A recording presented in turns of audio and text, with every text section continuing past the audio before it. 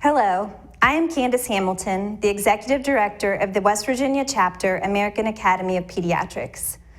I am pleased to introduce the new Say Yes to Safe Sleep for Babies training module, which is part of Our Babies Safe and Sound campaign, a project of Team for West Virginia Children. Every 10 days, a healthy baby dies in West Virginia because of unsafe sleep practices. The good news is that these deaths can be prevented with consistent messaging and family-centered education. There are two parts to this training module. Part 1 is an overview of sleep-related infant deaths and will cover the latest research and recommendations on infant safe sleep from the American Academy of Pediatrics, the impact of risk factors such as maternal smoking, and recent findings about the impact of social norms and social networks on the acceptance of safe sleep practices. Dr. Rachel Moon, chair of the American Academy of Pediatrics Task Force on SIDS and SIDS researcher at the University of Virginia, will present this section. Dr. Moon is the Harrison Distinguished Teaching Professor of Pediatrics and the Division Chief of General Pediatrics at the University of Virginia and is the former Associate Editor for the Journal of Pediatrics.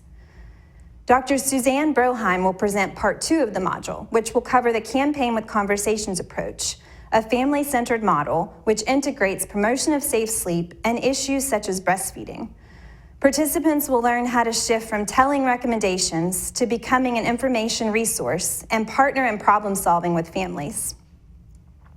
Dr. Broheim is an adjunct associate research professor in the Department of Pediatrics within the Georgetown University Center for Children and Human Development. She was the Technical Assistance Director for the National Action Partnership to Promote Safe Sleep and was the lead author on the Building on Campaigns with Conversations models. Two brief vignettes will be presented to highlight the concept of the Conversations approach. Leanne Romeo, a registered nurse and childbirth educator at United Hospital Center, and Beverly Kitchen, a registered nurse and regional care coordinator with the Right from the Start, will present the vignettes. Samples of these scripts can be found in the informational packet link downloaded. This course qualifies continuing education credits for physicians, nurses, and social workers, and is also West Virginia STARS approved for early childhood professionals. Persons seeking completion through West Virginia STARS must do this through their website. For participants seeking only a certificate of participation, click the completion certificate linked located below the video window. Fill out the simple form and you will be provided a link to download the certificate in PDF format, which you can print and fill out with your information. For persons seeking continuing education credit, click the CE link and register. A CE certificate will be automatically emailed to you once you have registered and completed a short evaluation and post-test. Additional supplemental materials can be downloaded by clicking on the link for informational packet at the bottom of this video. Please remember, free educational materials can always be ordered online at safesoundbabies.com. And now let's begin Part 1 with an overview of sleep-related infant deaths with Dr. Rachel Moon.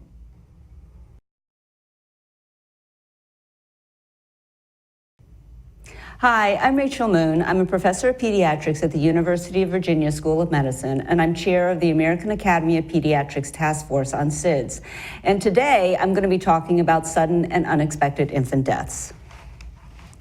So just to give you an overview of what we're going to talk about today, I'm going to start with some definitions and a little bit of pathophysiology, nothing scary, about sudden and unexpected infant deaths. I'm going to talk about some current data trends, both nationally and in West Virginia.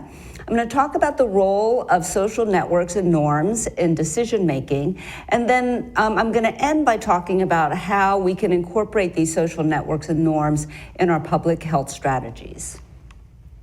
So I'm going to start with SUID rates and trends. And so that we're all on the same page, I'm going to start with a couple of definitions. So the first definition is SUID, or SUID, and it stands for sudden and unexpected infant death. And this is exactly what it sounds like. This is when an infant, so someone younger than 365 days of age, dies suddenly and unexpectedly. In the literature, you'll also see it referred to as SUDI, which is sudden and unexpected death in infancy. We tend to, in the US, we tend to use the term SUID, whereas the Europeans and the Australians and New Zealanders tend to use SUDI. So when you look at sudden and unexpected infant deaths, the vast majority of them occur during sleep or in a sleep environment, and so we call these sleep-related deaths. Approximately 1/4 of these are coded as accidental suffocation and strangulation in bed, and then the rest of them are coded as either SIDS or ill-defined or unknown cause death.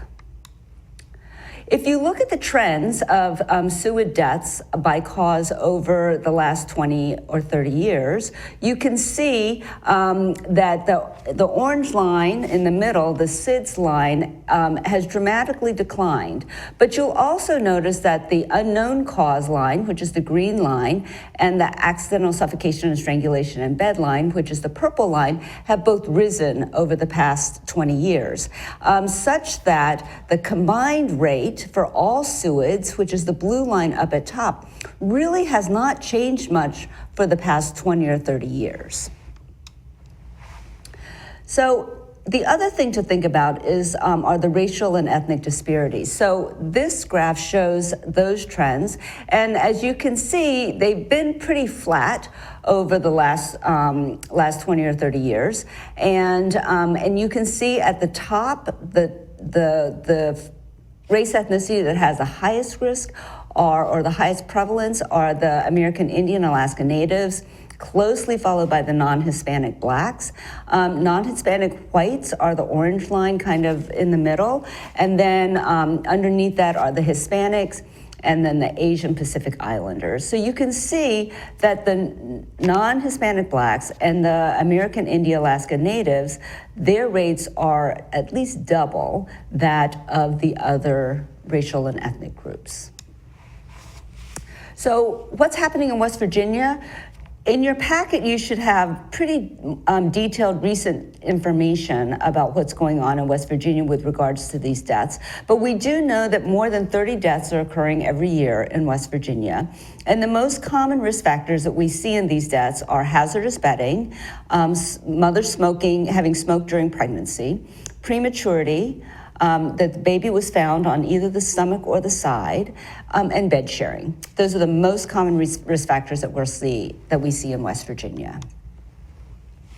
So now I'm going to move on to physiology and mechanisms of safe sleep. So asphyxia is when you don't have enough oxygen in your system. And we know that asphyxia has always been a part of SIDS. And many risk factors are associated with environments that are potentially asphyxiating, which block the flow of oxygen into the baby's body. So sleeping on the stomach or side, soft bedding, pillows, bumper pads, things like that, and bed sharing. All of those are associated with potentially asphyxiating environments. So there are some asphyxial situations that would cause death in any baby, but in most of these situations, not all babies die. And that's the big question. Why is it that some babies die and some babies don't?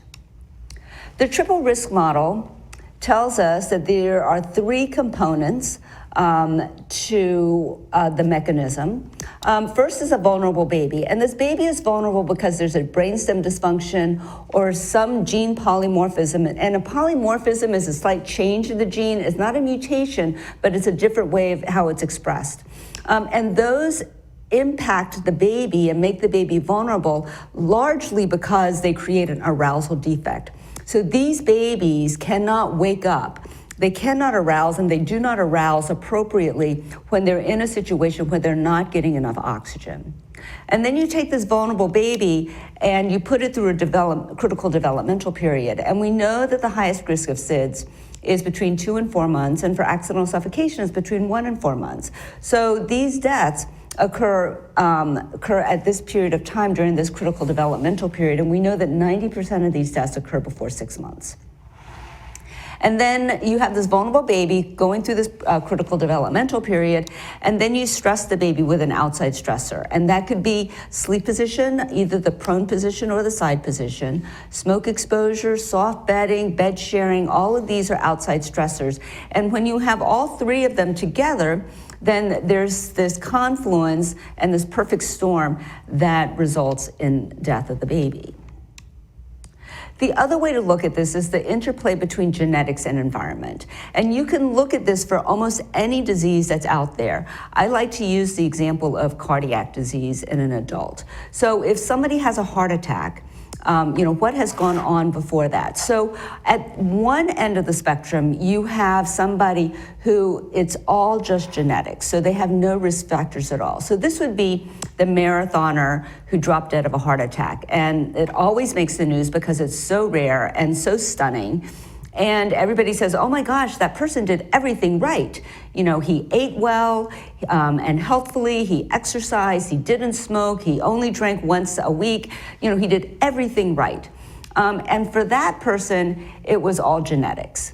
At the other end of the spectrum is the person who has a lot of lifestyle and environmental challenges. So perhaps this person smokes two packs a day. And eats fast food 3 times a day, weighs 400 pounds, and doesn't exercise, and just on and on and on. And so then those are the people that we call, a walking heart attack. And so when that person does have a heart attack, we're not surprised. So you have those two extremes, but the vast majority of people who have a heart attack are somewhere in the middle. So there's some genetics, and then there's some lifestyle and environment. And so that's the same as it is with SIDS and with these sudden and unexpected infant deaths. There are a very few babies for whom it's all genetic. So these are the babies whom the parents did everything right. So the baby's in a pristine crib, on their back, is breastfed, all of that. Doesn't happen very often, but that's all genetics. And then at the other end of the spectrum, you have a baby who is in an environment where every single baby that's in that environment would have died. So maybe a baby who falls off the bed and gets caught between the headboard and the mattress. And every baby would have died in that situation. But then in the middle, you have 90–95% of these babies, there's some lifestyle and environment and some genetics. And the thing is, we can't tell who has what, and we can't tell the genetics of the baby at this point in time. So we have to focus on lifestyle and environment. So when we talk about the genetics, we're talking about brain dysfunction. And Hannah Kinney is a neuropathologist up at Boston Children's. And she and her group have found abnormalities in the autonomic control in the brainstem. And this centers around decreased neurotransmitter binding. And these neurotransmitters include serotonin, acetylcholine, glutamine, GABA, others. And there's a whole network dysfunction of these neurotransmitters. And so these babies, you need these neurotransmitters to be able to sense and respond when you have hypoxia, which means you don't have enough oxygen in your system, or hypercarbia, when you don't have enough carbon dioxide in your system. And so if you have a network dysfunction in your neurotransmitters, you're not going to be able to sense this or respond to this. So in conjunction with this, Debbie Wiesmeyer and others have found polymorphisms in serotonin transporter protein genes. And these polymorphisms create these abnormalities in autonomic control that Hannah Kinney has found. So it fits very nicely. And we know that up to 70% of these babies have these neurotransmitter abnormalities. And these abnormalities are not present in babies who died from other reasons. So here's a slide of 2 babies and the serotonin receptor binding. And on the left-hand side, you can see a baby who died of SIDS. And on the right-hand side is a control baby, a baby who died of something else. And as you can see, there's a vast difference in what is lit up in the middle of the slide. So on the right-hand side, the control baby, you can see that there's normal serotonergic receptor binding, whereas on the left, there's virtually none. And we know that serotonin has a lot of effects on homeostatic function. So we know that it has an impact on blood pressure, heart rate, temperature control, respiration, upper airway control, and we are now learning that it has effects on sleep and arousal. So it's really, really important. So what happens when you don't arouse? So if you have some asphyxia, and you're not perfusing your brain very well, you're not getting enough blood to your brain, then you should arouse, you should wake up. And what should happen is that you should either lift your head up, you should turn your head, or you should do something to change your environment. And we know that everybody does this every night because all of us have periods where we have a little bit of hypoxia.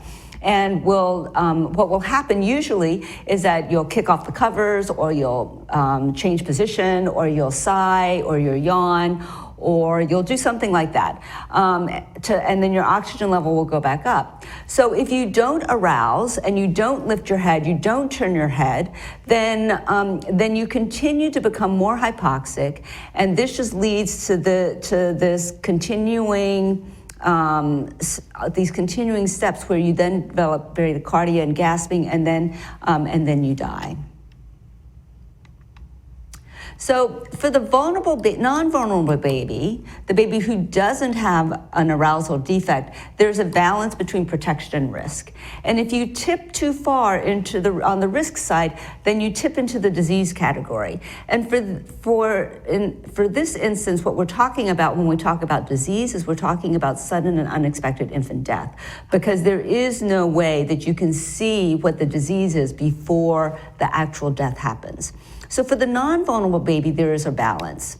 So if you are vulnerable, it tips the balance so that you are already very, very close or closer to that disease border. So when we talk about risk factors, there are two basic reasons why risk factors are risk factors. The first is because the risk factors make it more difficult for the baby to wake up or to arouse. So prone and side sleeping, everybody likes their baby to sleep on their stomach or their side because they don't wake up, and they sleep longer and they sleep deeper. But what that means is that they are more difficult to arouse. Smoke exposure, both prenatally and postnatally, we know that that impacts your arousal threshold. That makes it more difficult for you to arouse. Back sleeping, breastfeeding, room sharing without bed sharing, pacifiers all increase arousability. They make it easier for you to arouse. The second reason that risk factors are because they might create potentially asphyxiating environments. So bed sharing, soft bedding, prone and side sleeping, these all create potentially asphyxiating environments. So here are some pictures that I just pulled off the web when I Googled sleeping baby, and these are all potentially asphyxiating environments. So when you have vulnerability and unsafe sleep, then that tips you over into the disease category. And so then what we're trying to do with the recommendations are we're trying to impact arousal. And these are the level A recommendations. Level A means those are the ones with the strongest strength of recommendation, the strongest evidence. And you can see all of the ones that are boxed in red, those all impact arousal. These all create potentially asphyxiating environments.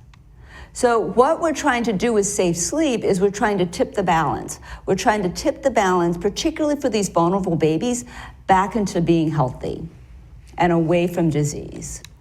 And so the goal of the safe sleep guidelines are twofold. One is to increase arousability, and the second is to decrease those asphyxiating environments. Okay, so now I'm going to talk a little bit about smoking and how smoking impacts the risk of sudden and unexpected infant death. So these are smoking rates by state. So on the left-hand side, so in 2017, the CDC, they published results from this behavioral risk factor surveillance system, and you can see that the darker blue the state is, the higher the adult smoking rate is in that state. And as you can see, West Virginia is very, very dark blue. On the right-hand side are the SUID rates. And again, the darker the orange is, the higher the SUID rate is. And you can see that there is pretty marked concordance there. So the states that tend to be bluer on the left tend to be more orange on the right. So there is definitely a correlation, or at least an association, between the smoking rates in that state and the SUID rates in that state. So the percentage of women who smoke while pregnant, this is from CNN. Again, the darker the red, the higher the percentages. And again, you can see that West Virginia is the highest. So when you smoke during pregnancy, your baby sees every single one of those cigarettes, and that all adds up. So if you just smoke 1 cigarette a day, then your baby sees 13 packs of cigarettes during your pregnancy. If you smoke 5 cigarettes a day, it's 67 packs. If you smoke 10 cigarettes a day, which isn't actually a lot, that's only half a pack, that's 135 cigarettes packs of cigarettes that your baby is seeing. And when we talk about smoking, remember that I said that smoking impacts arousal. So these are graphs of smoking and arousal in term babies at different phases of sleep. And the black is the smoking group, and the white columns are the non-smoking groups. And this is how quickly they arouse. And so if you are supine and in quiet sleep, if you are a baby of a smoker, then you have much increased arousal thresholds, particularly at 2 to 3 months of age. So then when we look at smoking and arousal in preterm, now this is a little bit different. This is arousals, not arousal threshold. So if you have smoking, you have fewer arousal. If you have smoking parent, you have fewer arousals than if you don't have a parent who smokes. So arousal threshold increases, which means that you have fewer arousals. And when I talk about smoking, I'm also talking about vaping. We don't know all of the impacts about vaping, but we know that vaping is highly addictive and that the nicotine content in Juuls and other e-cigarettes are very high. And so 1 Juul is equivalent to 1 to 2 packs of cigarettes a day, packs, I mean. Let me say that again. So 1 Juul, 1 e-cigarette, has the equivalent nicotine as 1 to 2 packs of cigarettes.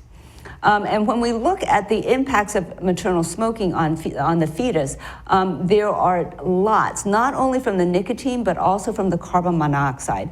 And it results in reduced birth weight, it reduces in damage to the lungs and in damage to the brains. So even 1 cigarette a day increases your risk. So we did a study where we looked at CDC data and we calculated the risk of SUID with smoking. And 1 cigarette a day during pregnancy doubles your baby's risk of SUID. And this risk increases linearly with every cigarette. So on the graph on the right, you can see that up to 20 cigarettes, it is a linear risk. So the more you smoke, the higher your baby's risk is. So there are lots of consequences that are causally linked to exposure to cigarettes smoke. So middle ear disease for children, respiratory symptoms, impaired lung function, lower respiratory illness, and SIDS.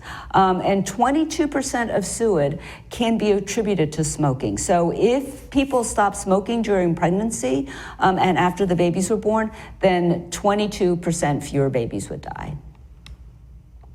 So that's more than 800 babies every year in the US. So next I want to talk about the interaction between smoking and bed sharing. And this is an analysis that was done by Bob Carpenter, and he looked at bed sharing for babies whose parents smoked and babies whose parents did not smoke. And if you look right here at the red box, these are the risks of SUID if you are bed sharing and if you have one or both parents who smoke. So as you can see, if you're in the first column there, if you're room sharing, there's not too much risk. So that's room sharing without bed sharing. If both of your parents are doing it, or your mother is doing it, you have a slightly increased risk. But if you are bed sharing, then you have a much increased risk. So at 2 weeks of age, if the mother's partner is smoking, your risk is 17 times the risk if you were not bed sharing and your parents were not smoking. If your mother smokes, it's almost 50 times, and if both parents are smoking, it's almost 65 times the risk. The risk is a little bit lower, but still very high at 10 weeks. So if the mother smokes, it's 20 times the risk and 28 times the risk if both parents are smoking. And at 20 weeks, it's lower, but still significantly higher.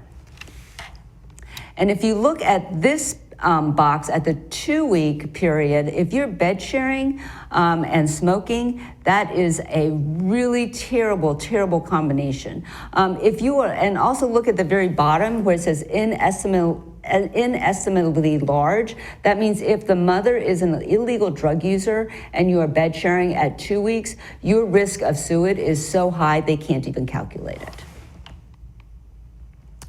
So this tells you, this is smoking versus non-smoker parents, and this is your risk of death at each age if you are bed sharing. So where the line across about 2/3 of the way down, the horizontal line where it says 1, that means that there is no increased risk. And at the bottom, you can see the age in weeks. So when you get to about 22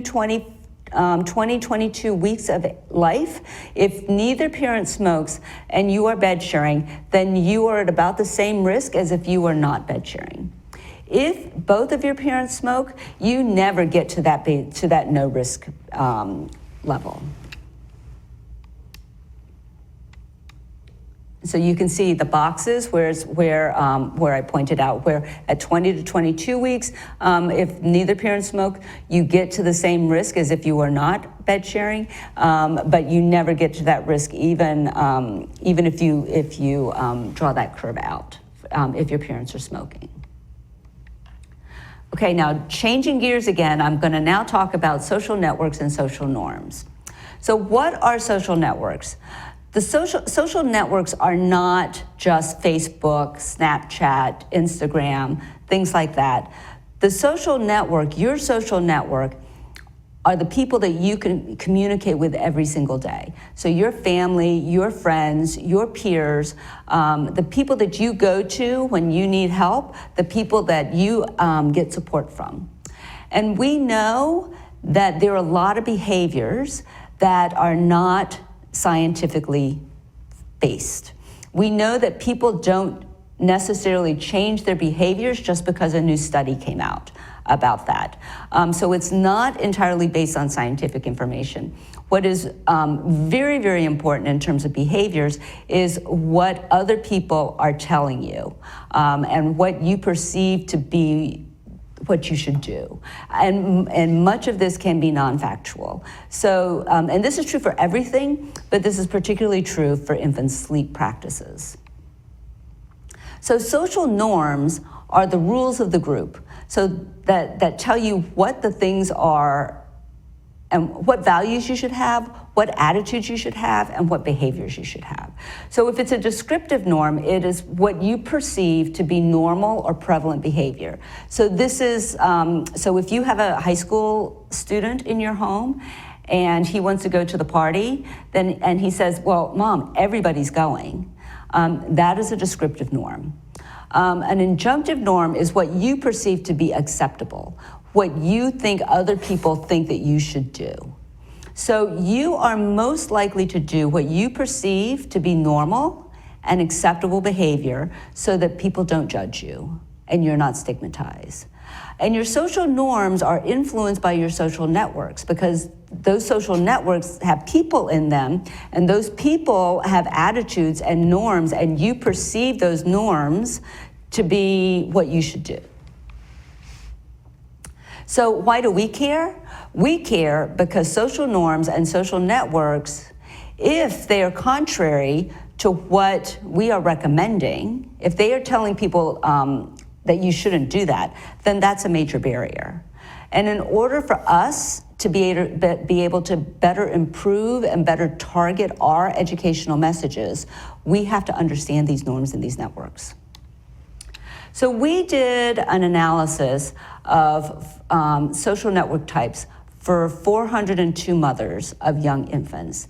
And we found that there are basically two types of networks for mothers. The first type of network is the exclusive network.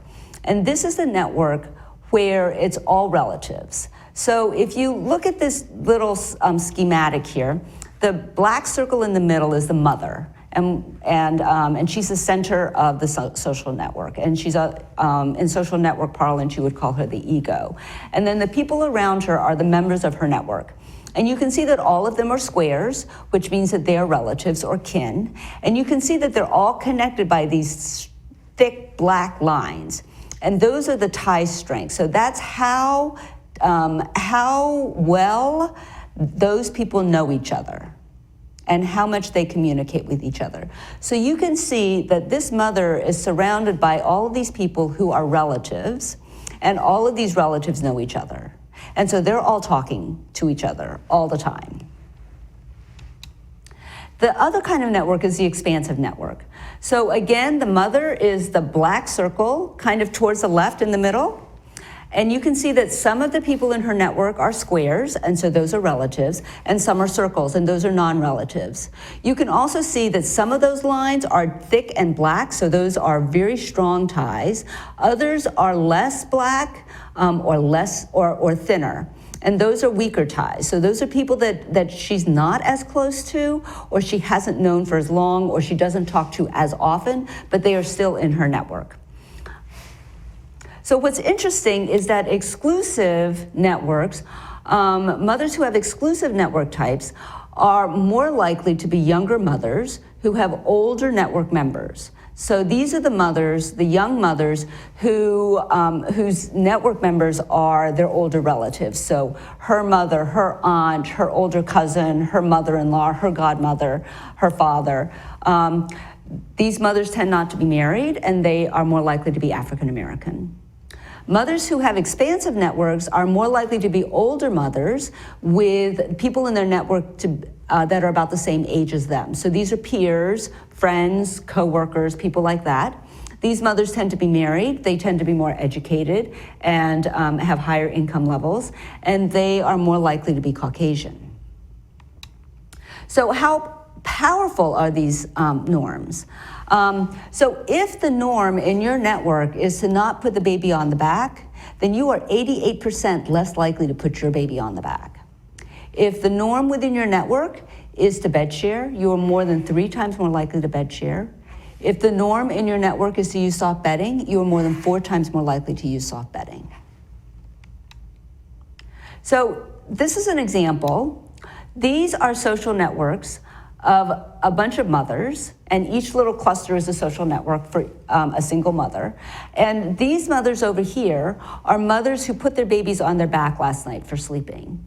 And the very, very dark black circles are people within their network who sometimes, at least sometimes, encourage the mothers not to put the babies on the back. So then if you compare these networks to the networks of mothers who didn't put their babies on the back last night, you can see that there is a lot more black there. So many more people were telling these mothers that it was okay not to put their babies on their back. So again, these social networks and these social norms are very, very powerful. And I'm going to talk about why this is important as I talk about how mothers make decisions. And again, I think this is really important because we need to know how mothers are making decisions so that we can try to intervene and we can try to influence mothers at their decision points.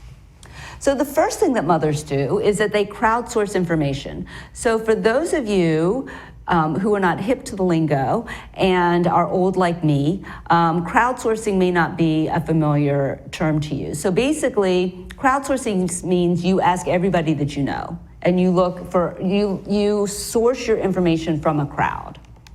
So here is a quote from a mother. I go with how much to feed a 6-month-old or something like that. I went on Pinterest and they had all these little graph charts of how to feed and when to feed. I have a coworker who has a 1-year-old, so I asked her what she did. I bounced back to everybody. And then I asked my mom, well, how many times are you all feeding the kids in the daycare? Like that.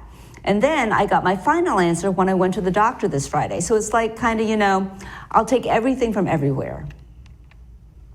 And another mother said, I really like gathering information, and the internet's kind of an unlimited way as a source of information. And you can go to lots and lots of sources at one time versus like my mom is one source, and that's limited. So that last mother talked about the internet, and the internet has increasingly become this trusted source of information. I find that the listserv information is more reliable. We had these 4-week-old babies, and a mom said that her baby was constipated and that the doctor's advice was to give him a laxative. But I was like, OMG. I mean, I think I felt like my heart stopped. I'm still traumatized by some poor mother following advice from a crazy pediatrician to think that you should give your baby some. It made no sense to me. So I find if she had asked that question at the listserv, she would get better advice than following the advice of this doctor. And another mother said, because sometimes it's easy. If, you know, you're just sitting there and there's a question that's not life or death, a question like what color should baby's poop be, like you're gonna get the right answer and the internet's gonna get that right. I don't think that somebody's gonna be wrong about it. So for stuff like that, I feel like there's no reason to bother somebody else with that kind of question. So once mothers crowdsource that information, it's easy when everybody agrees. So the doctor had given me his advice, and of course I'm gonna listen to the doctor. But I did check with my mom too, and then I just kind of asked a couple of sources, like maybe my aunt, because she's a nurse as well, just to kind of see if the information is the same. So consistency of the messaging is critical, because if there's consensus and there's consistency, then mothers are more likely to believe that that's the right answer. But when the sources don't agree, then the mothers have to weigh their choices. It's not always consistent which I follow for each topic. It's just more of what feels good, what makes more sense to me among the different sources while giving maybe different weights to each one, but still being this just feels best to me in the end. So they weigh their choices, and ultimately it comes down to maternal instinct. And this is a quote from a 14-year-old mother. We all come hardwired with heaven's intuition, and then intuition is somehow amplified for me. I can say, once I had my baby, like I can kind of decipher what makes sense to me logically and what doesn't. If somebody says something, sometimes you can just identify in life in general what's for you and what's not for you. And so I think that that's typically my approach when taking or listening to forms of advice. So this 14-year-old mother had so much confidence in her own instinct and her own judgment. But even if you have a lot of confidence, you still need reassurance. I feel like I have good judgment, so I trust myself for the most part, but then I'm always looking for that like reassurance. So usually I'll turn to whomever, whether it's my sister or the pediatricians. Ultimately, I make a decision based on like what I know about my kids. So this is a flow chart of how mothers make decisions regarding infant care. So they need to make a decision, so then they seek advice from multiple sources. If all of the sources agree, then they either decide to follow the advice, which they're most likely to do, or they might not. And then they might use maternal instinct to make that decision. If the sources don't agree, then they have to weigh all of the advice received, and they have to use their maternal instinct to decide what they're going to do before they make a decision. So why are these social networks and norms important? They are often the first people the mother will ask. They're often the last people the mother will ask. And there are multiple points at which they can influence behavior. And mothers don't want to be judged. And so they tend to do what the social networks tell them to do. So how do we compete with or work with the social network? So first of all, I think it's important to understand that there are these social networks and these social norms. And then we need to know the evidence so that we can proactively anticipate the questions and concerns about what we are recommending. And we also have to remember that healthcare professionals are trusted sources.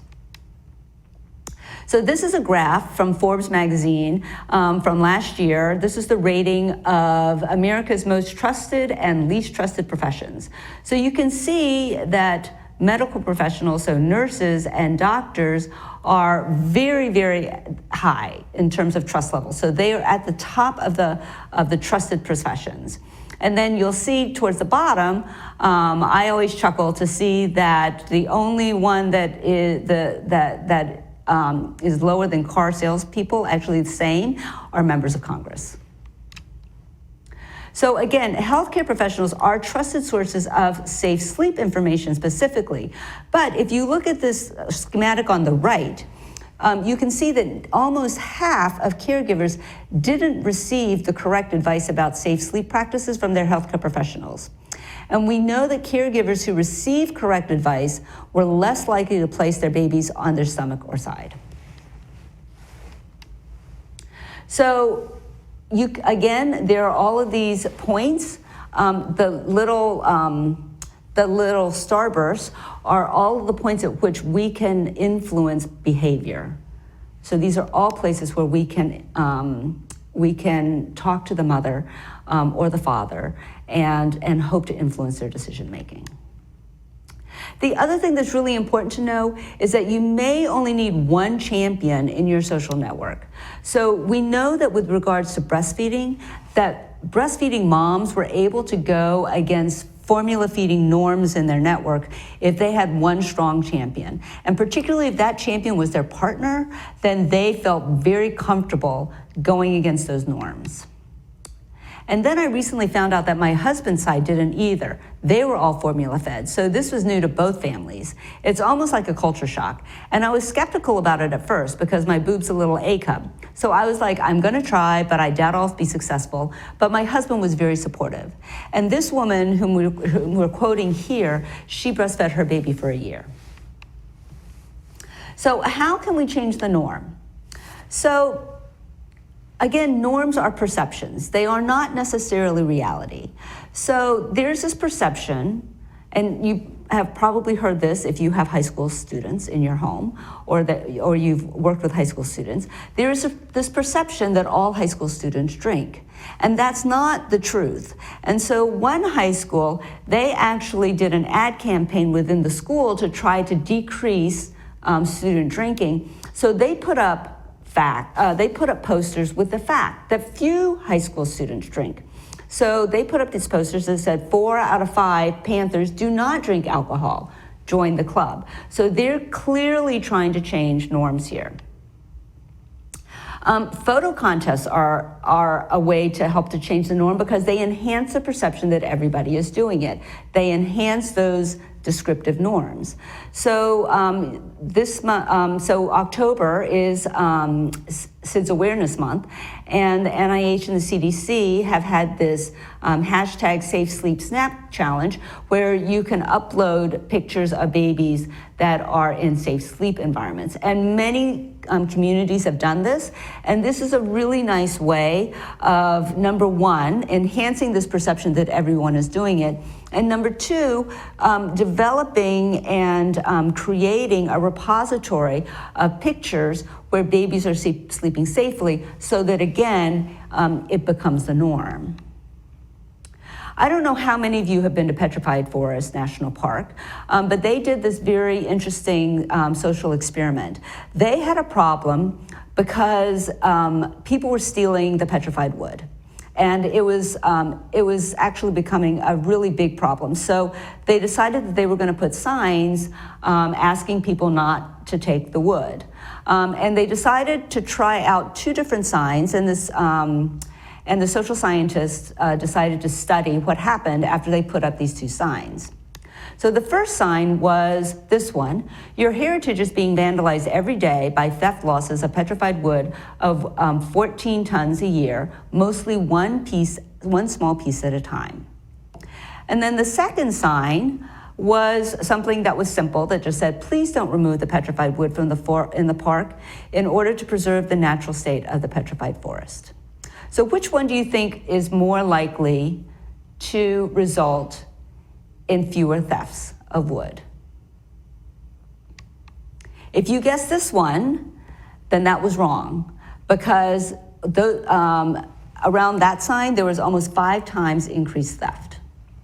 And why is that? Because you're establishing a norm here, because the norm that people are perceiving is that everybody's doing it. And so if everybody's doing it, then it's okay for me to do it. And in fact, I should do it because I'm gonna miss out if I don't do it. So, the sign on the right was much more successful because it didn't establish that stealing wood was the norm.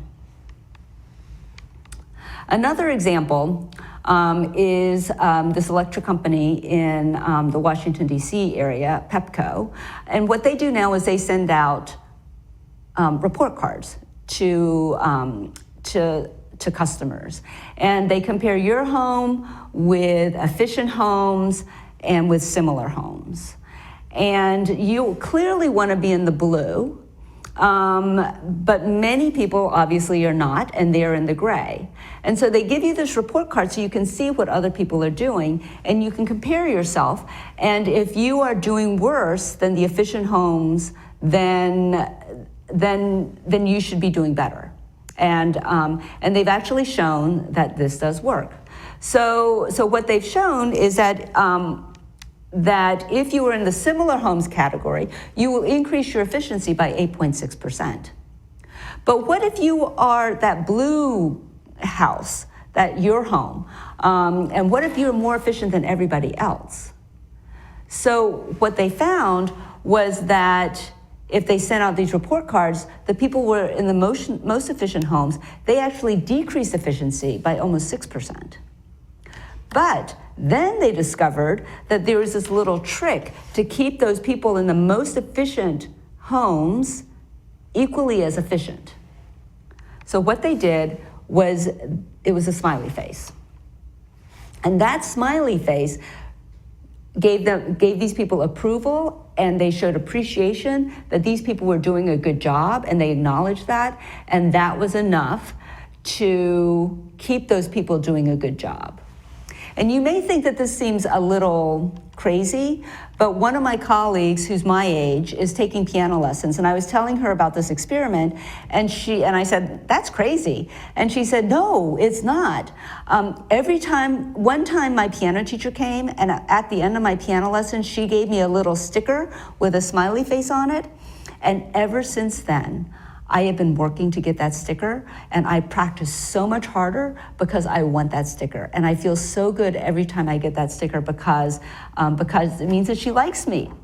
And so if this 50-some aged woman will do this for a little sticky, little sticker that has a smiley face on her piano notebook, then think about what we could do just by showing approval and appreciation to people who are putting their babies on their back, who are not bed sharing, who are not smoking.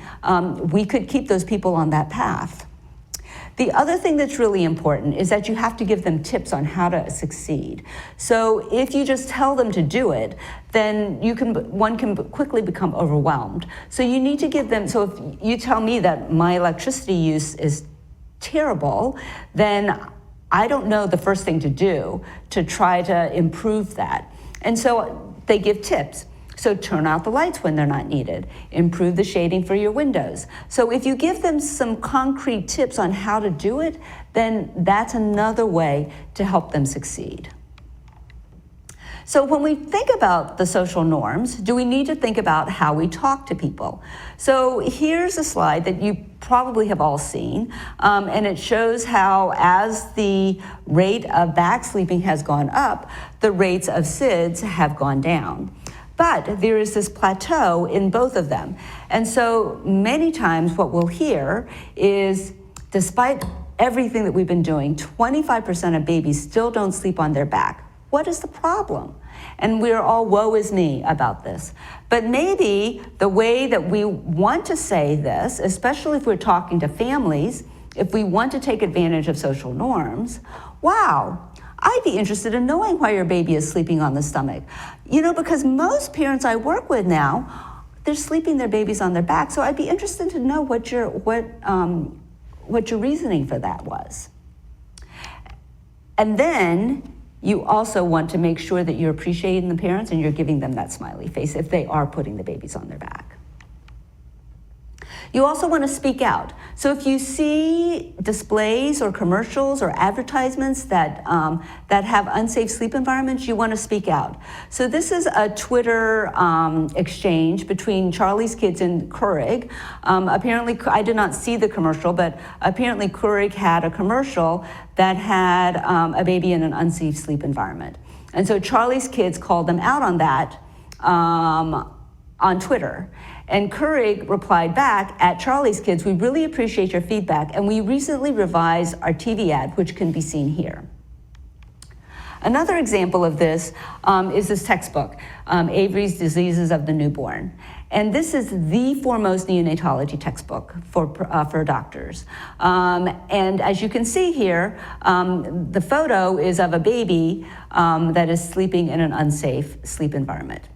And Dr. Michael Goodstein, who's another member of the AAP Task Force on SIDS, received his textbook in the mail and saw this picture and freaked out.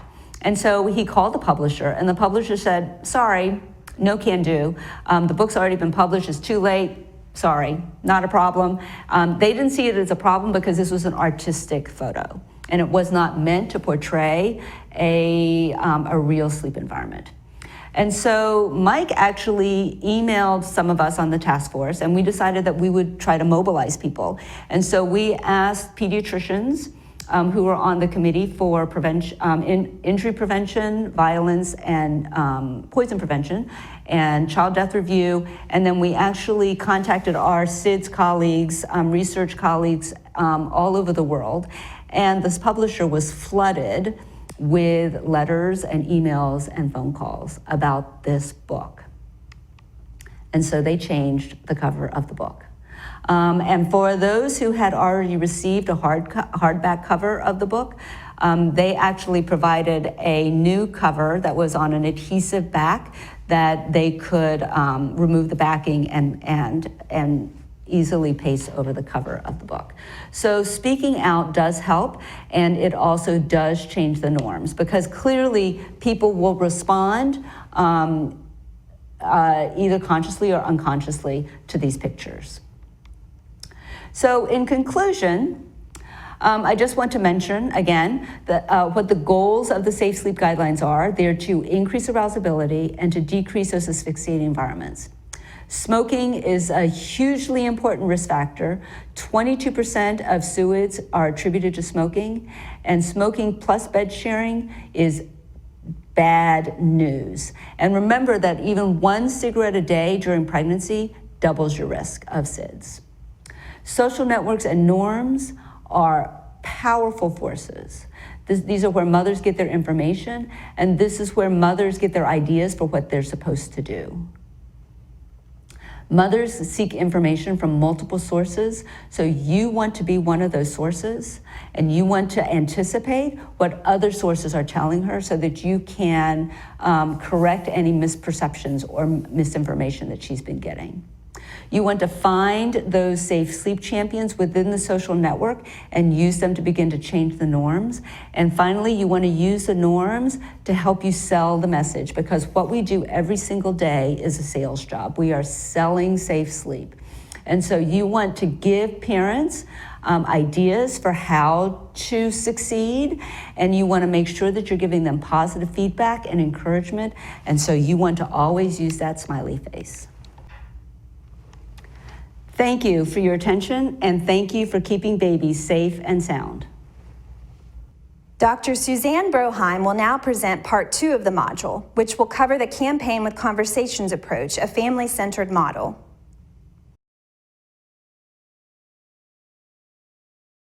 Hello, I'm Suzanne Broheim. I'm an adjunct associate research professor of pediatrics at Georgetown University Medical Center. And today I want to talk with you a little bit about how can we do things differently in promoting safe sleep. As you heard from Rachel Moon's presentation that you just heard, our rates are stagnant, and I think we're all pretty frustrated about how do we make it better? How do we really make inroads on this issue? So today we're going to talk about what we need to do differently, how we can change ourselves and our behavior to make a difference. So we have to figure out something new because what we've been doing hasn't been working. And that means we have to have a different mindset, I believe. We're going to need some new skills and some new knowledge. And I want to talk today about why do we need what we've been calling a conversations approach to promoting safe sleep. So, we've done a lot of campaigns. We had Back to Sleep, we've had Safe to Sleep. I'm sure in your own state you've done campaigns, and those are very, very important to raise awareness because this is not something people know a lot about. But the current thinking in public health is that we need to have more tailored interventions. We have to go family by family, and this is a little daunting because there's a lot of families and maybe not so many of us. But we have to recognize that just putting it out there is not what's going to bring behavior change. We have to recognize that families are the ultimate decision makers in how they raise their babies. And that deciding to take a new behavior on, it has to be in a two-way communication. It's not just, I'm going to see a brochure, I'm going to see a PSA, and oh yes, of course I'll change my behavior. So let me talk about what might be different about what we're calling the conversations approach from what might be a common approach in the field now. And you may hear what I have to say and say, oh, I've always done this, and that's great, but you might be some tips you'll pick up or some additional ideas that you'll get. But it's not the way we've trained people to go out and do health promotion in the past. So first of all, this approach integrates the promotion of safe sleep and breastfeeding. And it only makes sense because if we do everything from the family's point of view, those things aren't separate. It's not like a little bucket about safe sleep and a little bucket about breastfeeding in their minds. What are the two things when we take a new baby home that we have to most be concerned about? Feeding and sleeping. I mean, they don't truly do a lot else, right? So we need to be talking about those together. The second, it's a real shift from telling recommendations to us not being the expert telling, but being an information resource and a partner in problem solving with families. And we'll get into what that means. And it's all about assumptions because what we do are based on our assumptions about what's the right thing to do, of course. And sometimes we're not even aware of quite what those assumptions are. So I want to be clear what the assumptions are when we talk about the conversations approach. First of all, it's that professionals and others who are working with families are not the experts about any given family. They have expertise about the issues and know the research, but the family knows the family, and they know about their social context that Dr. Moon talked about. There are things that they know that are very important if we're going to be successful. It's about information sharing and problem solving, not delivering messages. I spent a lot of years with people saying, boy, if we could just get the right message, families would change their behaviors. Well, that's not how it works. So we really have to think about a different approach. In the end, parents and other infant caregivers make decisions about where to sleep their babies and feed their babies. They're going to make those decisions. We can't make people do things, so we have to be respectful of that. Behavior change is not likely to happen by telling people or giving them facts and figures, although that's important. It has to be supported, that get their acceptance, and it has to, as I've said, have to be part of two-way communication, not just us telling. So at least I always like to have a nice theory behind what I'm going to do, so it makes sense. And the theory that has sort of supported the development of the idea of this conversations approach has been Asians' theory of planned behavior. It talks about how do we help people make changes to adopt something new and keep doing it. And in fact, a lot of the research about it has been done about how do we get physicians to try something new. But it works for almost anything. So there's 3 components to this theory. The first one is that the person has to have a positive perception about the behavior. They have to think it's a good idea. And sometimes, we think it's a great idea. We assume if we just tell them it's a good idea, they'll agree. But we know from focus groups with families that they'll say to us, yeah, we know those safe sleep recommendations, but we just don't agree with them. We don't think it's a good idea. Or they might be getting information from their social networks saying, yeah, they say that, but really it might not be a good idea. So we have to make sure that that's on board first, because of course nobody's going to do something if they don't think it's a good idea. Then others' beliefs about the behaviors, and you just heard Dr. Moon talk a great deal about that. This idea about normative beliefs that other people hold, if they think it's right and a good idea. And it could be those close networks, but it also can be society in general, and how society lets us know. If you've been following work in the news, for example, stories about moms who want to breastfeed, and they want to breastfeed with their baby when they're out and about, society gives a lot of negative feedback about that. So that influences whether people are going to adopt behaviors, their close networks and the general context. And then the one that I think that we have really been remiss on, at least in the safe sleep community, I think breastfeeding's done a better job, is what they call their perception of one's ability or level of control, their self-efficacy. Can I really do this? I might think it's a great idea, and everybody I know thinks it's a great idea, but when I actually think about doing it, I'm not sure if I can do it, or I don't know if I have enough control over my life to do it. So for example, Dr. Moon talked about not having people smoke around the baby, but if I'm living with my aunt and uncle, because that's the only place I can live, and my uncle smokes, I don't know if I can tell him to stop smoking. So we have to bring into bearing, when we work with families, planning for making sure that they can do this. They feel like they're able to, and that they've had support in dealing with the barriers that might keep them from doing it. So I've got this in for those of you who are visual learners. It's really the same thing about Asians' theory. But you can see how important perceived behavior control is, how important it is that I think I can do it, because it not only helps them intend to do it, but that's what's going to sustain their behavior over time. So I want to just give you a public health example of Asians' theory besides safe sleep and breastfeeding. And I know in West Virginia, you're working a lot around the issue of smoking for moms and for families. And so let's apply it to that. So way back when, before we knew smoking was bad for you, some of us who are old enough remember movies where somebody would be sick or injured, and the first thing somebody would do is give them a cigarette. And actually doctors were promoting cigarettes in ads. But we figured it out, and there was Surgeon General's warnings. There was a huge public health campaign about smoking being bad for your health and bad for you in many ways. PSAs, all sorts of things. And smoking did decrease to some extent, but still a lot of people smoke. So then it became, how do you put some of that pressure on from people who you care about and from society in general?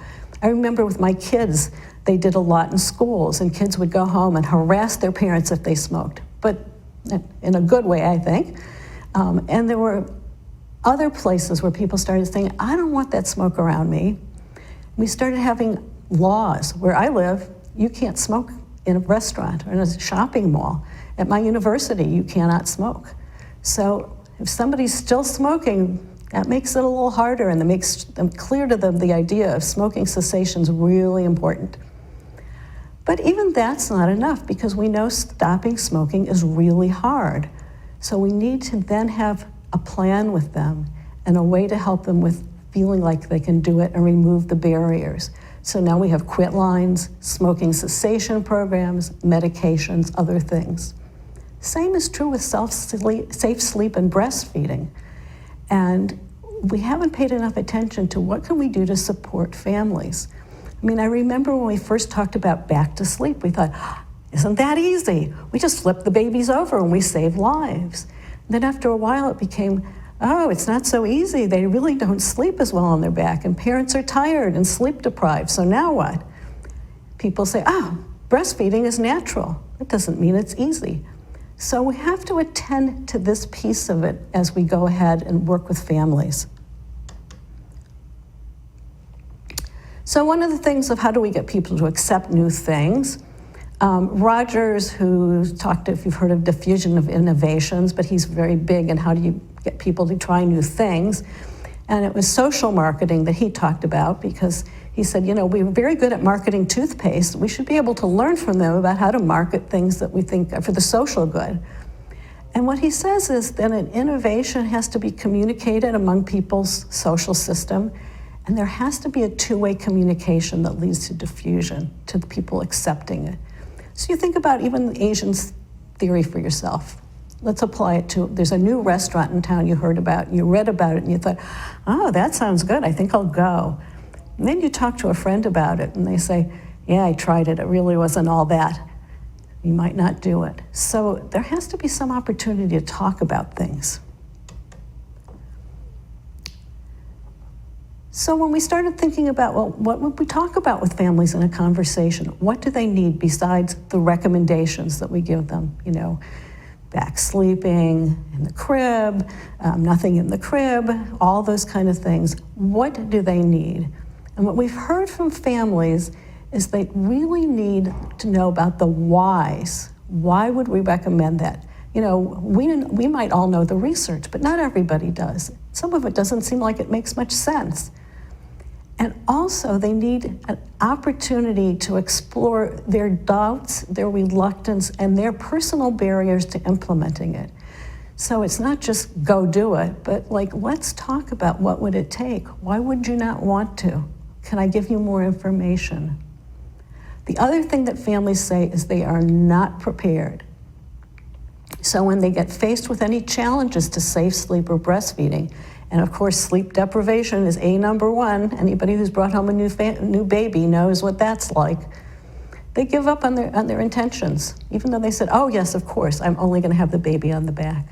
I have a good friend and colleague who had had 8 pregnancies to have 2 children. That second baby was a real premium baby. And she knew I was doing this work, and she came in one day and said to me, I know I'm supposed to sleep her on her back, but she just doesn't sleep well. So I kind of tilt her on her side and hope for the best.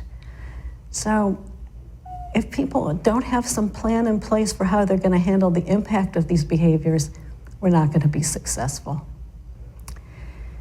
And then we have to help them anticipate those challenges and plan for them before taking their babies home. Because once you're home with that newborn baby, it's chaos. So what is this approach I'm hoping you'll think about adopting, what we're calling the conversations approach? What might be different? So first of all, it welcomes reluctance, resistance, and challenges. I think sometimes in the past, as we give our recommendations, we don't want to hear that I'm not going to do that, or we feel upset when somebody says, well, I don't care what you say, I'm taking my baby in bed with me.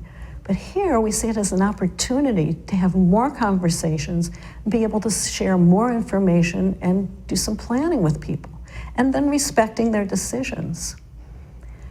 It elicits positive and negative impact for others. We might talk about like, okay, so you think this is a good idea. What does your significant other think? We can ask about people in their social networks. What's your mom say about this? Because they might be in a position to support it or undermine it. We provide more information about areas that cause their reluctance, and we get a chance to address misinformation. You know, somebody might have heard something, and we all know what's out on the internet and social media. It's a great opportunity. What have you heard about this? And it leads to a plan for the family to implement their choices. And that's really important. And I think that's the piece that we have to make sure we add in, because without some sort of planning and thinking it through, it's going to be hard. So it starts with asking permission to share important information about keeping babies safe and healthy. And I know some of you are in positions where you're required to have these conversations, but you can approach it by saying, I'm supposed to have this conversation with you, and I hope that's okay. And most people will say yes. I mean, if you have to, you'll say, well, if you just listen to me a bit, that would be good. But we want to at least make it seem like we're not coming in as the new sheriff in town to tell them what to do. It means sharing information with the whys about particular behaviors and how you could do that. It then means asking if they've heard this information and what do they think about it. It's not a message, it's a conversation. So we might say, babies should be sleeping on their backs. So what do you think about that? Have you heard that? What do you know about it? Does it make sense to you? Ask them if they're planning to do that. What are they going to do or not? If yes, how do they think they'll follow through with their plans? This is the beginning of developing a plan for them. What have they thought about? What happens if you're not getting much sleep at night? Is there anybody who's going to help you out? Are you and your spouse or significant other or somebody else going to take turns getting up at night? What have you thought about? If no, what makes you reluctant? And then talking about things that they don't want to or feel they can't implement and why, and addressing that. So they might say, I have to have the baby in bed with me because there's rats in my apartment and I'm afraid the baby will get bitten by a rat. I have to be there to protect them. Well, that opens a whole different conversation about, well, what can we do to keep your baby safe, both from the rats, and if they're in the bed, can we talk about what makes the bed risky and are there any things you can do to mitigate that? And then problem solving to figure out how much of it they'll be able to do and how can we enhance the benefits within the parameters of their decisions. So again, if a mom says, okay, I've heard everything you've had to say, but the baby's going to be in bed with me. Well, this is the opportunity to continue the conversation, not to feel like, oh, I failed, but to say, all right, let's talk about that. Let me talk with you about the things that make it so risky to have a baby in the bed. There might be a space between the bed and the headboard and the wall. How are you going to change that? It's the blankets, it's the pillows. How are you going to take those out? How's the baby going to sleep and keep warm? How will you keep warm? It's about having other kids in the bed. How are you going to make sure your other kids don't climb in bed with the baby or the dog? Talking with them then about how can they implement what their choice is in a way that still can keep lesser risk for the baby. We know that it's risky, but we can think about the things that make it more risky and share that information with them and have them plan for it. So, and then actually creating a plan. We got this idea from it was a program at Rainbow Babies Hospital, and it was around getting moms to prenatal care. And what they found was sitting down with the mom and saying, okay, what is it that keeps you from getting here? And what can we do? What can you do? And who can help you so we can get past those barriers? And by having a plan in place, it really enhanced how often they got to their prenatal care appointments. And we said, that's what we need here. We need something about safe sleep, breastfeeding. What do you think will get in the way? How can we work with it? Who are the resources? Who can support you? And you've got a sample action plan in the module documents that you can look at to think about how could I work this through with someone. So I know there's some people listening who are going, oh my God, are you kidding me? I don't have time to do all that. I might be with somebody 10 minutes, I might see them once a month, and we recognize that. And that's why I want you to think about the conversations approach, not just as a series of steps, but really about changing your mindset, changing about how you think about what your role is and how you are partnering with families, not delivering information. So we thought about this. We said, some of you might be what we call conversation starters. So you might meet them one time or have very limited interaction. you still have a role. You can introduce the information and kind of see if they have any questions or concerns, and then figure out who could help them with that.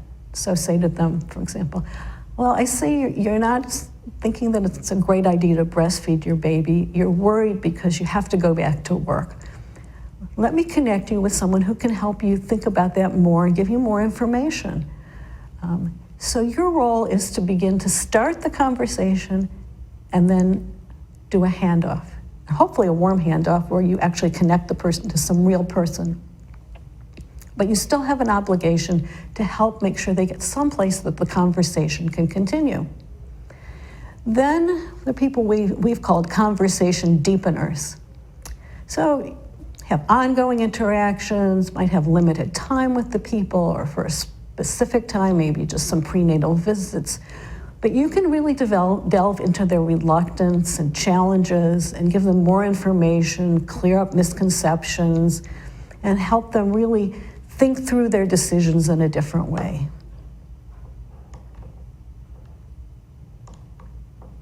And then finally, we have what we called ongoing dialoguers, and I hope many of you are in this role. You have extended interactions over time in settings or programs that are there to give people in-depth support. And you can help them begin to make detailed plans and also hopefully be there for them from the time they start till when they get the baby home. And of course, we all know those great plans can go out the window if you have a baby who has a particular issue or a problem. So they know who to reach out to for help and support. If plan A didn't work, who can help them go to plan B and figure that out? So think about what your role might be and how you can rethink that role in terms of a conversations approach, even if you don't have the whole conversation steps as part of what your role could be. So to do this, we need a different kind of knowledge. I spent a lot of years going out training people to do safe sleep education, and what we talked about was, here's the rules, here's what you tell people, here's some statistics, here's some facts, and that was kind of it. But obviously, if you're going to have these conversations and explain why to people and what's going on and dealing with their reluctance, you're going to need a different kind of knowledge and something deeper. So let's start just with the idea of how do babies sleep. I think a lot of us don't know a great deal about this. And I think especially now people may not be around new babies much. They're not so clear about it. I know in my family, when we brought my daughter home, she's my oldest, and we put her down for the night, and we went to get in bed, and my husband said, I guess we have to set an alarm.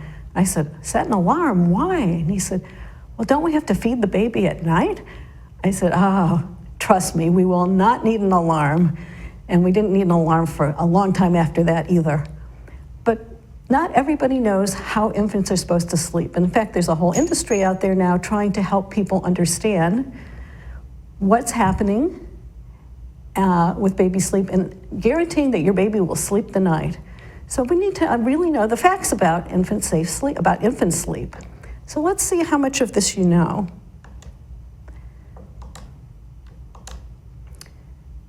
So, did you know that a healthy term newborn stomach is about the size of a hazelnut and holds only a few teaspoons of milk? By 10 days, they can take in 2 ounces, and even at the end of the first month, only 4 ounces. So they're gonna have to get up at night and eat.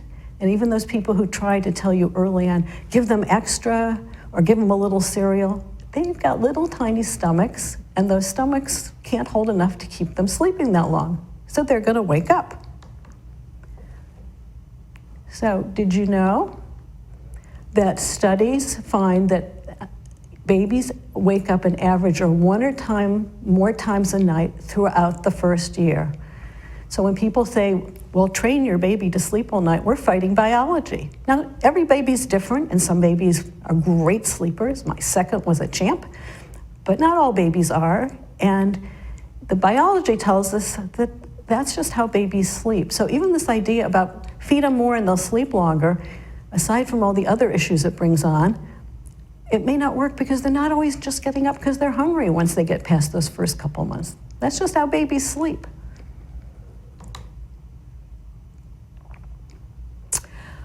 You also need a really good understanding of the current recommendations, and I think you got a very good grounding in that from Dr. Moon's presentation, but you might want to even delve more deeply for yourself, because families want to know why a recommendation is made so they can make an informed decision, not just because you told them so or you said, you know, babies die if you don't do this. So some of the explanations are included in some attachments to this training module, so you can have them there for you because it's a lot. Just think about how many recommendations there are that we're making to families. And I think that Dr. Moon helped make it more understandable by talking about how they relate to arousal versus other things, because the list is very long, and I think families' eyes sometimes glaze over as we go through this long list. So, can you explain why sleeping prone on the stomach is a serious risk to infants? I hope so, after you heard that great explanation from Dr. Moon, but let's just look at it. It increases the risk of them rebreathing the same air under their faces, and she showed you those little pictures. In young infants, sleeping on the stomach just actually affects how the nervous system works and can decrease oxygen to the brain. And it increases the baby's risk of getting overheated, which is a risk factor for SIDS. So, you know, if they say to you, well, why is that? You want to be able to explain that and, you know, make it make sense and talk to them in a way that they can understand the why, not just the what. Can you explain why breastfeeding is advantageous for infants and mothers? You know, we always say, oh, it's the best, you know, breast is best, or, you know, we want to see babies breastfed. We have all these national and probably state goals for breastfeeding. People say, so why? You know, I wasn't breastfed, my brothers and sisters we're all doing great. Why is it so great? So it's associated, obviously, with a reduced risk of SIDS, which is really important. But for people, they may not understand it can protect babies over the long term from many diseases, including ear infections, upper and lower respiratory infections, asthma, leukemia. There's lots of research coming out. Try to keep up on that. And children who are breastfed for 6 months are less likely to become obese. And we know that childhood obesity is a big problem in this country. And it seems to be related more to babies who've been bottle fed. So you want some knowledge, you want to be able to explain that. There's also lots of advantages for the mom, including long-term health advantages related to diseases they may or may not develop later on. So you want to be knowledgeable about that kind of thing so you can have a conversation with somebody in case it comes up. You also have to know, well, so they say to me, I'm not going to do that, or that seems like a strange idea, I don't think so, or my mother told me not to do that, or my husband doesn't want me to do that, or I'm worried that I can't do that. You want to be able to know how can you address those concerns. And so, for example, pacifiers. A lot of people, I mean, what did we tell people for years? Oh, pacifiers are bad. So they'll say to you, pacifiers are not supposed to be good for babies. Why are you telling me that's a good thing for my baby to prevent SIDS? So you want to know that the Academy of Pediatric Dentists says that it's easier to break a pacifier habit than a finger-sucking habit. And I can attest to that from having a child who is a thumb sucker. And as long as it doesn't continue after they get their permanent teeth, it's not going to affect their teeth in the long run. Reminder though, pacifiers should not be offered until breastfeeding is firmly established, and you shouldn't force a baby to take one. Some kids just don't like it. And if it falls out when the baby sleeps, the baby should not be wakened to give it back, because when we first came out with this recommendation, we had nervous parents who said, oh, the pacifier's in, my baby's protected from SIDS, and they would hover over the baby while the baby slept and kept trying to push it back in and waking the baby up. That's not the point. In fact, the studies show you have to start sleeping with it. If it falls out, it's not a bigger protection. But you want to be able to explain that to somebody. Our parent who says, I smoke, so I guess I can't breastfeed. Do you have the knowledge to talk to them about that? So smoking's not good for a mother's health, and smoking around the baby leads to all kinds of problems that we all know about, and also later in life. So it's best if there's no smoking in the house, and the risks of bed sharing, as you heard from Dr. Moon, are astronomically higher if the mother smokes. That being said, If a mother smokes less than 20 cigarettes a day, they can typically actually breastfeed their baby with no problem. And because breastfeeding is beneficial and provides protections against infections and some of the problems caused by being with smoke, it's better for babies to be breastfed if their parents smoke.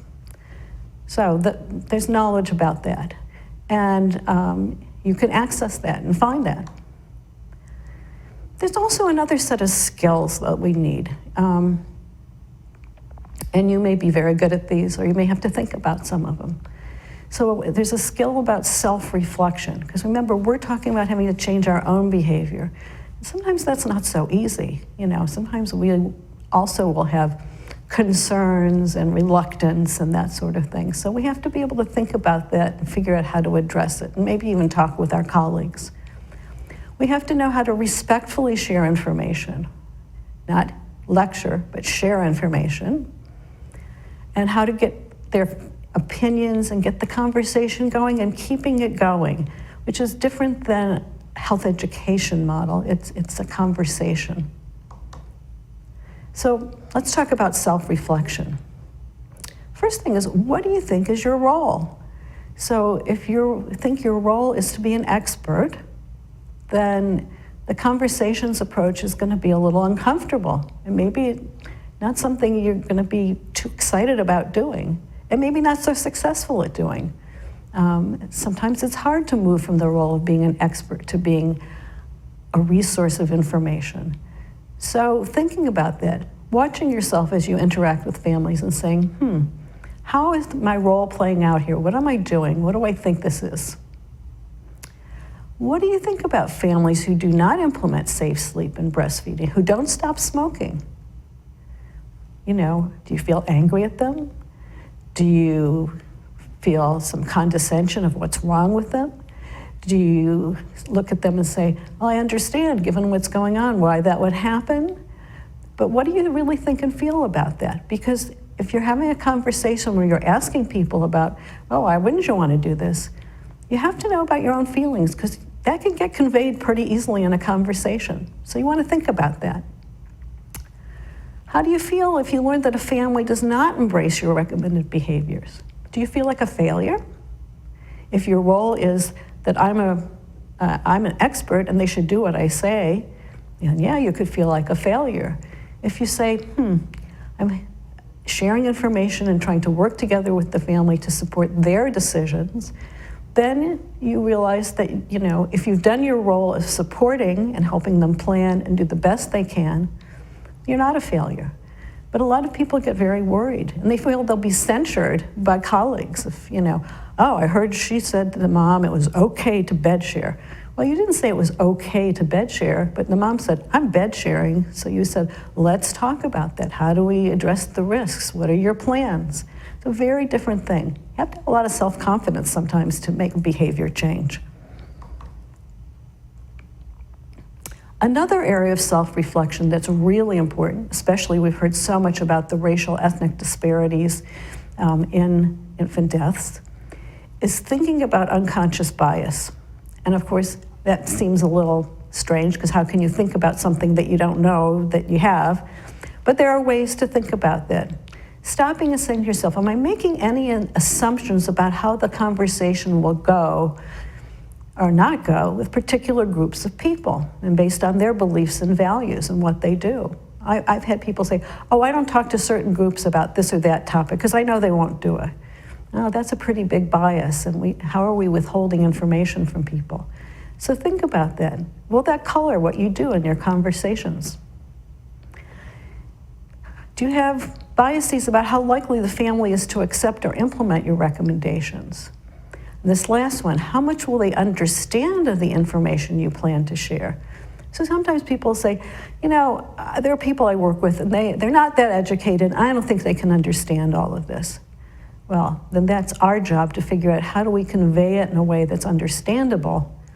But if we have that approach, if we think, this family won't understand it, we're not as likely to share as much information, and we're not as likely to do as good a job. Another skill is open communication. So especially in healthcare, we do a lot of asking questions where the answer is yes or no, or 4 times a week, or whatever. But we need to figure out how to ask questions in ways that are open-ended. What do you do about it? How does this work for you? It gives people an opportunity then to be more likely to say, oh, it's not working for you, for me. I think about myself. I used to always go to the dentist, and you always say, and of course you're flossing every day. I always go, oh yeah. No, I was not flossing every day. But that was it. That was the end of the conversation, you know, and I think we've all probably lied, if you want to call it that, to some healthcare professional. Yes, I took every one of the antibiotic pills, or yes, I floss every day. One day he said, so what's going on with flossing? And I said, to tell you the truth, I really don't floss every day. I find it hard. I can't get in the back. I just don't like it. He said, oh, well, would you use a water pick? I said, sure. He said, okay, I'd rather you floss, but this is better than nothing. You open the communication, you can come to a whole different set of solutions. So we need to be able to do that, to watch ourselves. What are we saying? What are we asking? And we also have to recognize cultural beliefs and values, and not just the family's, your own. You may believe certain things are right or wrong about how to raise children, or what families should do, or how they should help each other, or any number of things. So be tuned into that, because you don't want to transmit that as a judgment on somebody who's trying to explain to you what's going on in their lives. Then, of course, another skill is co-creating these plans. And some of you I know probably do this all the time. I'm sure home visitors are probably really great at this. Some of the rest of us may not be so great at this. But how to help the family anticipate what's going to happen, find some solutions, means you have to learn a bit about the resources in your community that might be there to help them, and help them figure out who their resources are. And then really thinking about the cultural context of their communities and those social networks. How is that all going to work? So this is a skill that you need that's different than just educating about safe sleep. So here's some ideas of things you can ask to create a plan. For a family can say to themselves, or the mom or whoever, what do I need? Because sometimes there's things you need if you're going to bring a baby home, a crib. If you're going to be working and breastfeeding, you might need a breast pump.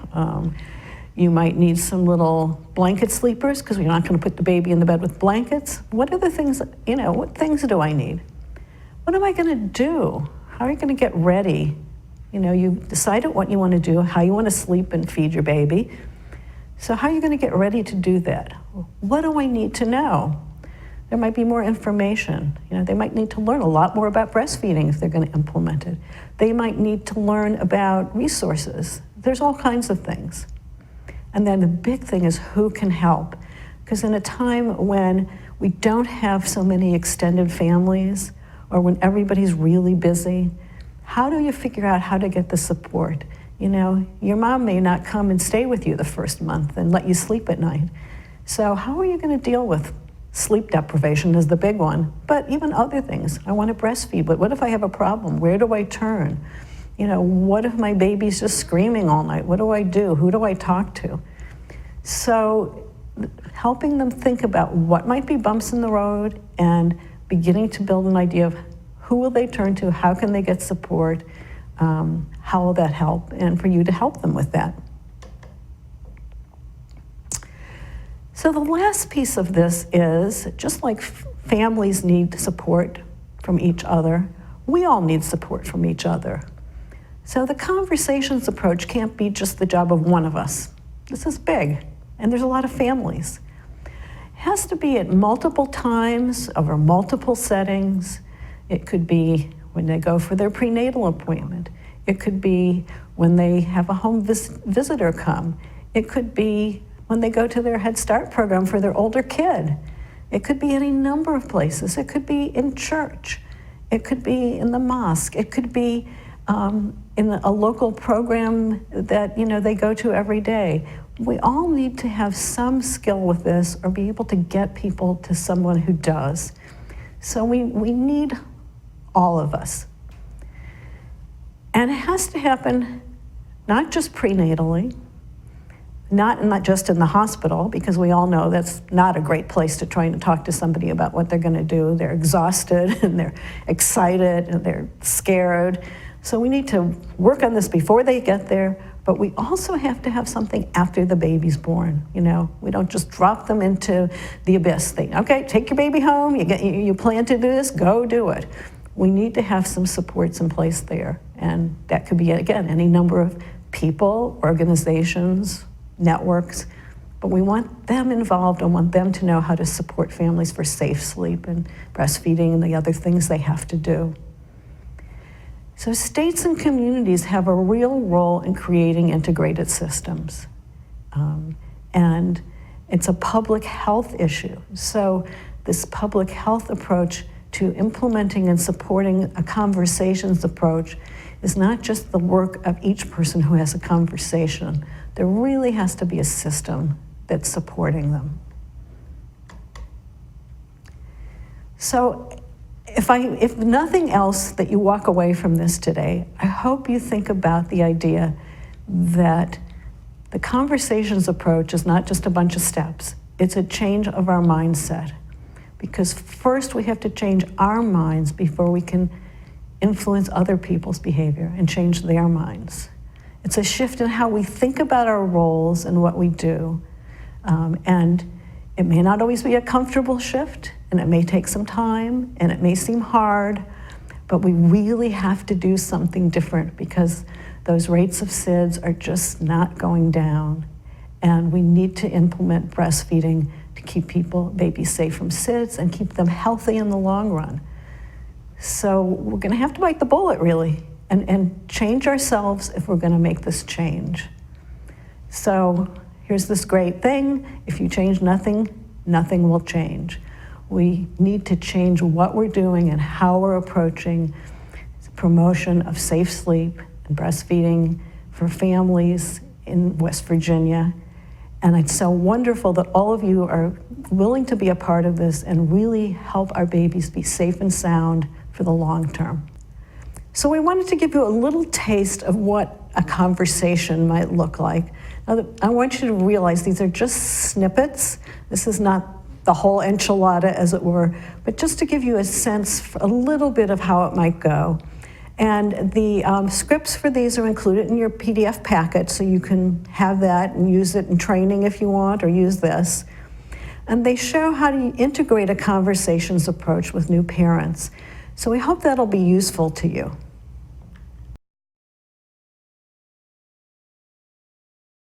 Hi, Beverly. I hope you don't mind, but I asked my mom to come to our meeting today. Beverly, this is my mom, Beth. Of course it's fine. I'm so happy to meet you, Beth. Mary's been talking about how much of a support you've been to her and how you plan to help her out after the baby's born. Thanks for including me. Mary's been telling me things that you all have been talking about, stuff about like safe sleep and how she's going to feed the baby.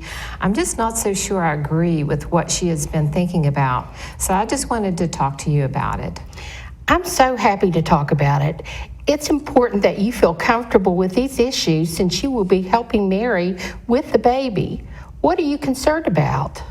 Well, for starters, Mary says the baby is supposed to sleep on her back. I seem to remember that in my day, we thought it was actually dangerous. I mean, if the baby spits up in her sleep, she could choke and die. So why are you telling her that sleeping on the back is the best way to protect the baby? That is a great question. Sometimes the advice parents get changes over time as we better understand what keeps babies safe. Let me answer your main concern first, and then we'll talk about why sleeping on the back is safer. I'm going to show you this picture. As you can see, there are two sort of tubes that come from the baby's mouth. One is called the esophagus and goes to the baby's stomach. Food goes down it, and when the baby spits up, that's where it comes up from. The other one is called the trachea, and that is the breathing tube that goes to the baby's lungs. Look at the picture. When the baby's on her back, The trachea is on top of the esophagus. So if the baby spits up, gravity will keep it below the trachea and it can slide back down. If the baby's on her stomach, when she spits up, gravity can pull it down in front of the trachea, making it easier for the baby to choke or breathe it in. Does that make sense? Okay, yes, it does. I guess the way we understand things really do change. So you mentioned we would talk about other reasons that sleeping on the back is better. We now know that when babies sleep on their stomachs, they are over 200% more likely to die. One reason is because they can rebreathe the same air that's under their faces, and after a while, they don't have enough oxygen in their blood. Little babies often can't pick up their heads and turn them to get fresh air the way we might. That can't be good. No. Also, when babies sleep on their stomach, they are more likely to get overheated, which is associated with a greater risk of death. And sleeping on the stomach changes how the nervous system controls how their hearts function and can actually decrease oxygen to the brain during sleep. That's weird. I always like to sleep on my stomach. Me too. But babies are built differently from adults, so we have to protect them. Any other questions? Yes, Mary's also been talking about breastfeeding, but I have heard that babies who are breastfed don't gain weight as fast as those that are bottle fed. Shouldn't she also give the baby some formula? Well, babies fed formula may weigh more, but that is not necessarily a good thing. I know people sometimes think that a nice chubby baby is healthier, but babies grow at their own rate. Also, breastfed babies learn to eat only based on how hungry they are, and that may help them keep from getting overweight when they're older. I know I often want to eat when I'm not hungry. I wish my body had learned that lesson. Okay, but what if the baby isn't gaining weight? The baby's doctor should be monitoring her weight and talk with you about any problems. Also, Mary and I have talked about where she can get help with breastfeeding. We have lactation consultants, which are people who know about breastfeeding here in our community. Breastfeeding is natural, but not always super easy. So it's important to be able to call on people who know the tips and tricks to be successful. So I hear you will be here to help after the baby's born. What plans do you have to help? New parents are always tired because babies just don't sleep all night like we do, and she will be breastfeeding for the first time. We have already talked about how I can help out with the cooking and housework so she can get in some naps during the day. If she breastfeeds, I guess I can't feed the baby, but I can make healthy meals for her. I will also help her remember to reach out to the lactation consultant too. Well, Mary's very lucky to have your help, and having a plan is important. She's been working on her own plan, so the two of you should talk about how you will fit into that. And please, if you have any more questions, feel free to ask me. Beverly, thanks so much. Mom and I have been talking about all this, and it helps to have her talk to you. Now I think we can be on the same page. I agree.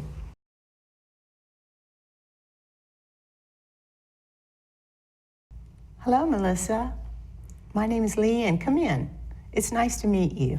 It's nice to meet you too. So I understand that you are now 4 months pregnant, is that right? Yes, So how are things going so far?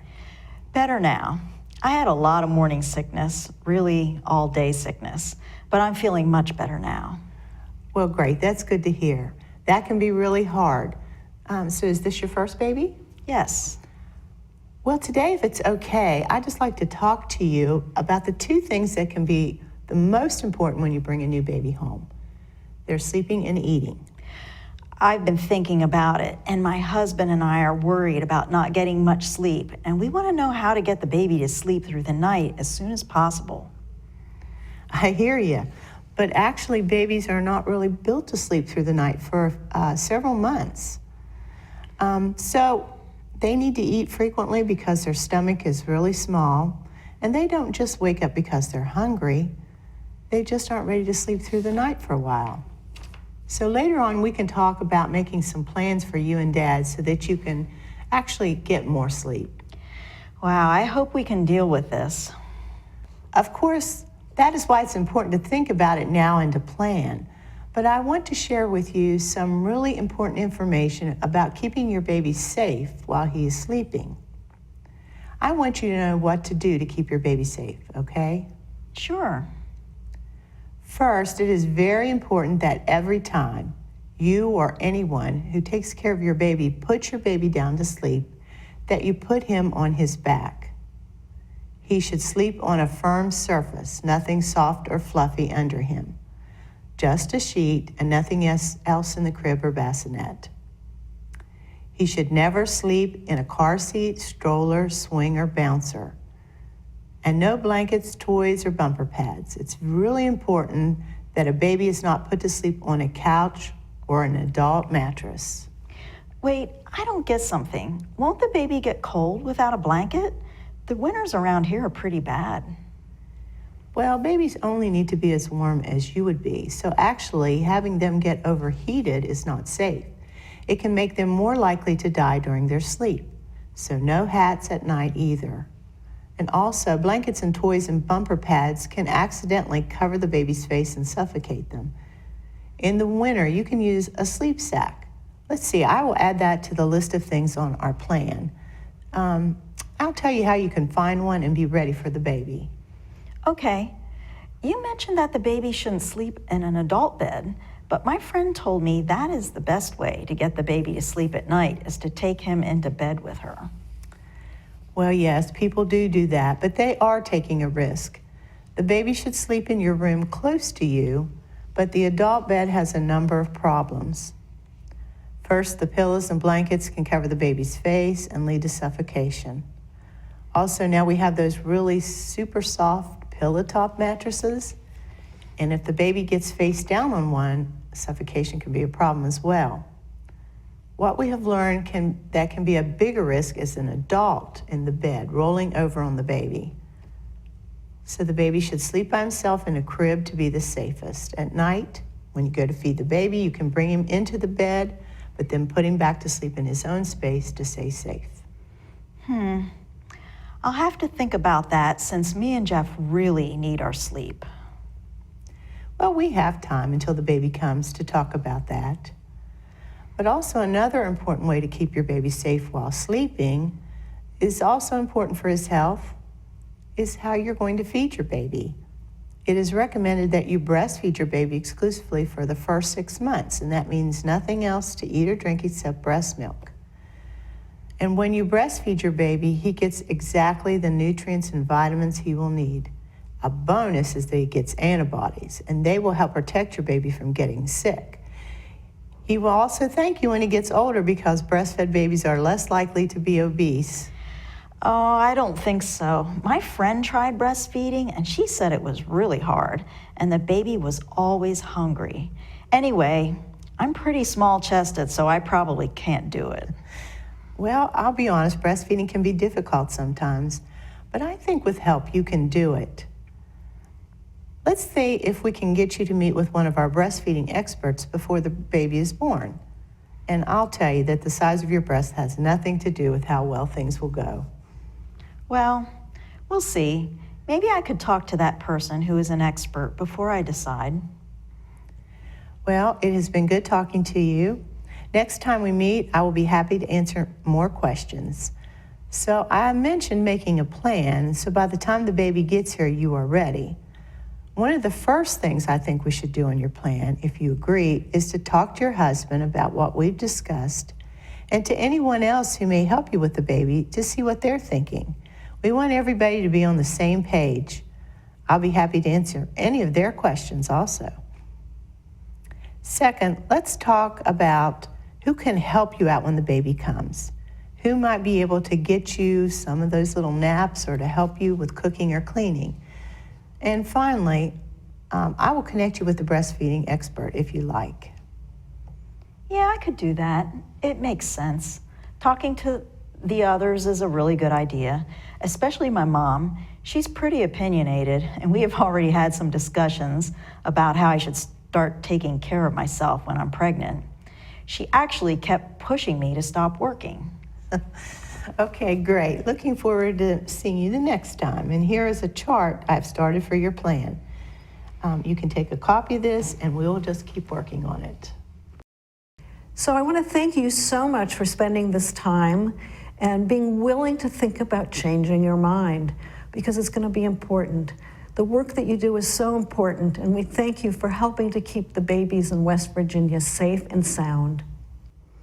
We would like to thank our sponsors, Team for West Virginia Children and CAMC Health Education Research Institute, and our funding partners, the Claude Worthington Benedum Foundation, the West Virginia Department of Health and Human Resources, and the West Virginia Perinatal Partnership for their support in developing this training. The importance of your role in educating and partnering with families to help reduce and prevent infant sleep-related causes of death in West Virginia cannot be overstated. Thank you for working to ensure West Virginia babies celebrate their first birthday and beyond.